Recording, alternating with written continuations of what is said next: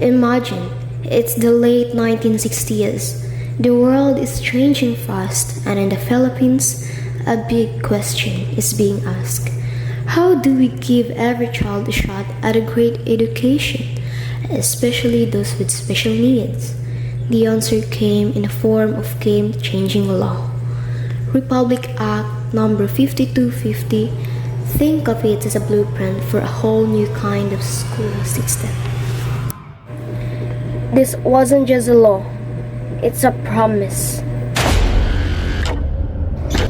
Before Republic Act 5250, there weren't enough teachers who knew how to work with kids with disabilities.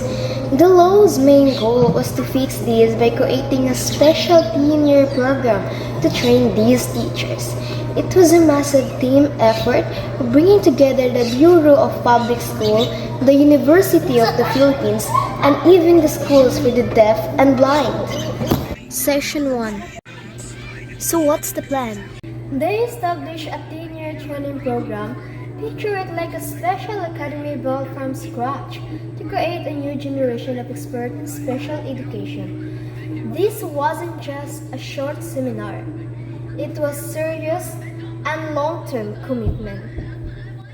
And Section 2? Who are we talking about? The law wasn't just for one group. It was incredibly inclusive for its time. It defined special and exceptional children to include kids who were mentally challenged, had physical disabilities, were deaf, hard of hearing, or hard speech and emotional. Section 3. The Cell of Quality. To make sure this program was top-notch, the law insisted that the only schools chosen by Department of Education could only offer it. And the training wasn't just a certificate.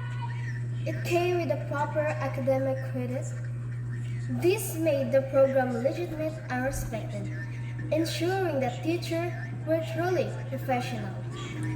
Section 4. The Money Talks. And here, where it gets real. The government set aside funds for everything: tuition, stipends for the student, and materials. Oh, and what's even cooler is that the money, or the 10% of the money, could be used to send the faculty abroad. This means our local teacher could learn from the best in the world and bring the knowledge back home. Section 5. Learning by doing. This wasn't just about sitting in a classroom. The law required the creation of the pilot classes and research. This was genius. It meant trainees weren't just learning theory, they were applying it in a real classroom. And Section 6. Finding the best. And now, to get the right people into the program, they offered scholarships. The selection wasn't just based on grades. It was also about the emotional preparedness for speed. They knew that teaching special education isn't just a job, it's a calling that requires a special kind of heart. And now the Section 7 and 8, making it happen. The law gave the Secretary of Education the power to lay out all the rules and hires the specialists needed. And to make it all happen, it allocated a specific amount of money, 350,000 pesos, which was a huge investment back then. And now the green light. Finally, the law took effect immediately. No delays. It was a clear signal that this was a national priority.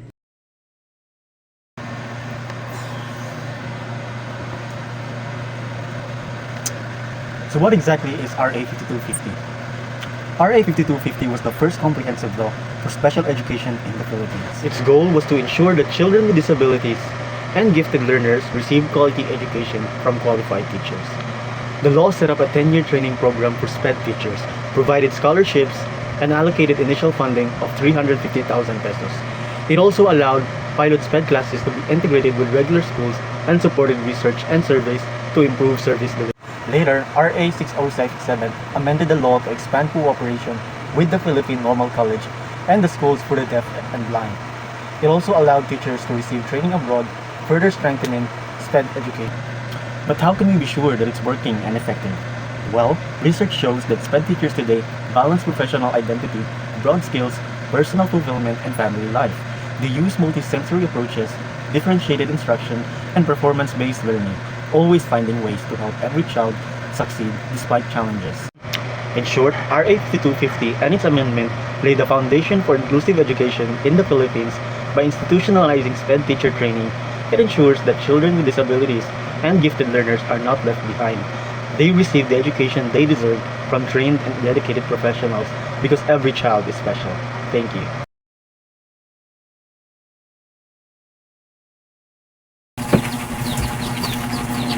What does it mean to truly belong in the workplace? For many of us, it means being valued, treated fairly, and given the opportunities to grow. But for individuals with disability, this was not always been the case. So that is why the Republic Act 10524 was enacted in 2013 under the term of our former President Benigno S. Aquino. This law expanded the employment opportunities for people with disability, ensuring equal pay, equal access, and equal treatment in workplaces.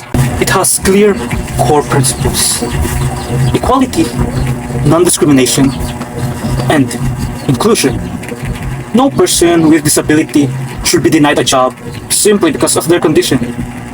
If qualified, they deserve the same salary, benefits, and career opportunities as anyone else. How does this work in practice? Government agencies are mandated to reserve at least 1% of their workforce to persons with disability. Private companies are also encouraged to do the same, and in return, they receive tax incentives. Of course, qualifications still matter.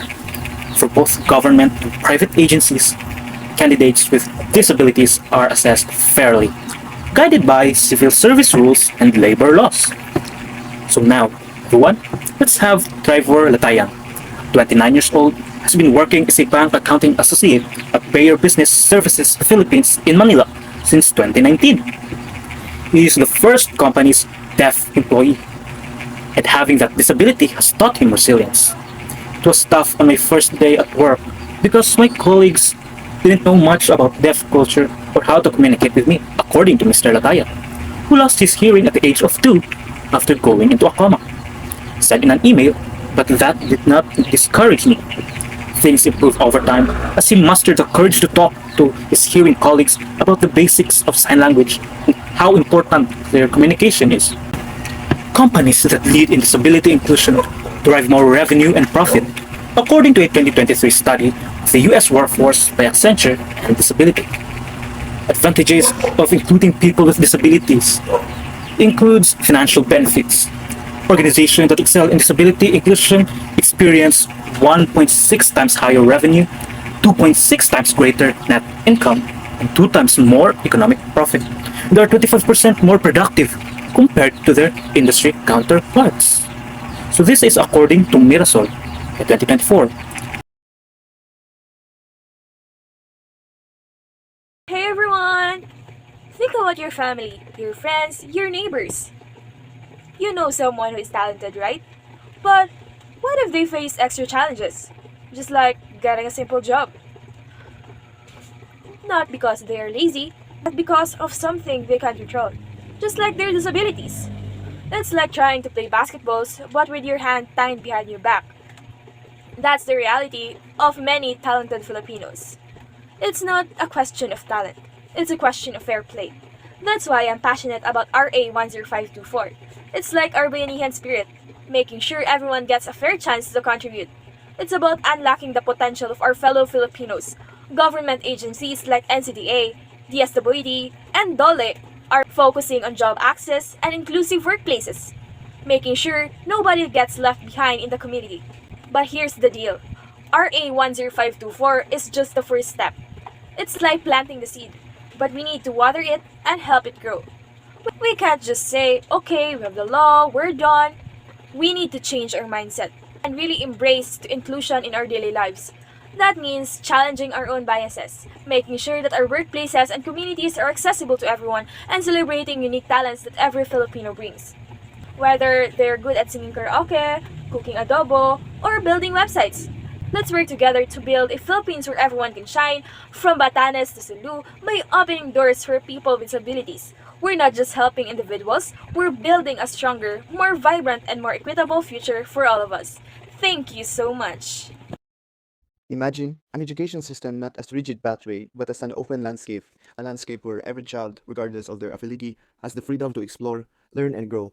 For too long, our educational structures have been more like narrow corridors, forcing everyone down to the same path, leaving many behind. But today, I want to talk about a very distinct piece of design for education called Public Act number 11650. It's a law that doesn't just ask for inclusion, it mandates its very foundation of the entire system. So what is this? Officially, it's the Instituting a Policy of Inclusion and Services for Learners with Disabilities in Support of Inclusive Education Act, enacted on March 11, 2022. This law is a promise. It's a promise that the right to quality education is universal and absolute. The very base of this law is found in Section 2. It declares that it is the state's policy to protect and promote the right of all citizens to quality education and to ensure that no learner with disability is deprived of the right of access to an inclusive, equitable, and quality education.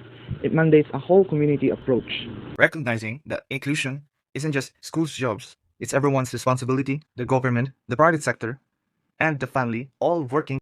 The Section 3 of this law are the goals, laid out in its objectives, are both ambitious and deeply humane. It seeks to provide learners with disabilities free and appropriate public education and the support they need for independent living. Ensure they have access to the general education, not a separate one. Develop a child find system to actively identify and locate every child who needs support. And crucially, to institutionalize something called the Individualized Education Plan or IEP for every learner, creating a unique roadmap for their success. Building on that foundation is the first critical pillar, the inclusion policy in Section 5. This section contains one of the most powerful sentences in education law. No learner shall be denied admission on the basis of disability. But you can just open the doors and hope for the best. You need an engine room. That engine is the Inclusive Learning Resource Center or ILRC. Section 6 mandates that at least one ILRC be established in every city and municipality. So, what happens inside these ILRCs? They implement a child find system to locate children who are out of school, conduct assessment using multidisciplinary team to create those all important IEPs, provide direct support services like speech therapy, occupational therapy, qualified sign languages, interpreters, and particularly they will train teachers, administrators, and parents, empowering the entire community. That is Section 7 of the law, while Section 8 ensures these centers require staff like expert. Finally, in Section 11, ensures we have skilled builders for generation to come. It mandates that courses on inclusive education be included in the curriculum for all future teachers. Imagine a school where every child feels welcome, safe, and supported, no matter their abilities or challenges. This is the dream of 11650, a law that makes sure children with disabilities have the same chance to learn and success as everyone else. Section 12 is about accessibility. School must have ramps, braille books, and sign language interpreters so children with disability can join classes and learn comfortably. No child should feel left out just because the school is not ready for them. Section 13 focuses on teachers. It provides special training so the teacher know how to guide students with different needs. Section 14 is about starting early by identifying a child's needs as soon as possible. We can give the right help before problems grow bigger, like planting a seed and helping it grow strong. Section 19 talks about funding. All these plans, from ramps to teacher training, needs money to work. The promises of RA 11650 is truly commendable and promotes inclusivity. However, the question lies with who will implement this act? Who takes the responsibility to ensure its effectivity? For us to know, allow me to discuss Section 24. As mentioned in Section 2, this act will use the whole of community approach. This means inclusive education is not just the job of teachers and the school administration. Rather, it involves groups of people as well as different agencies to work together. First is the Department of Education. DepEd has the biggest role since they are the leading agency for this act. In this context, DepEd guarantees that children with disabilities can access free, basic, and quality education. Next, the Department of Health. Their job doesn't just stop at hospitals. They also support the learning of children with disabilities by providing medical and therapy services. This way, the child doesn't just get education, but also the health support needed to succeed. One of the highlights of this act is the ILRCs. DPWH is in charge for the Inclusive Learning Resource Centers. They ensure that the outdoor and indoor access of ILRCs are maintained and safe for students with disabilities. The Department of Labor and Employment, or DOLE, together with TESDA and the Public Employment Service Office, or PESO, prepare students for the life after school. They don't just stop at education. They help students with disabilities gain skills for jobs. DILG makes sure that local government units follow the mandates of the law. They release policies and monitor LGUs to see if they really are implementing the Republic Act. Local government units play hands-on role in making inclusion possible. They can pass ordinances, allocate funds, and raise awareness. Lastly is the barangays. Barangay work on the ground level since they are the closest to the community. They also coordinate with the Persons with Disability Affairs Office. Now you may ask, what will happen if these agencies work together effectively? When all these agencies work together, learners with disabilities are not just given a seat in the classroom, but a fair chance to learn, grow, and succeed in life. Now let's talk about Section 26, or the procedural safeguards. This section is all about protecting the rights of children with disabilities as well as their families. It makes sure that they are part of the decision-making process and they have the chance to speak up if something feels unfair or wrong. Next is Section 30, or the program support budget.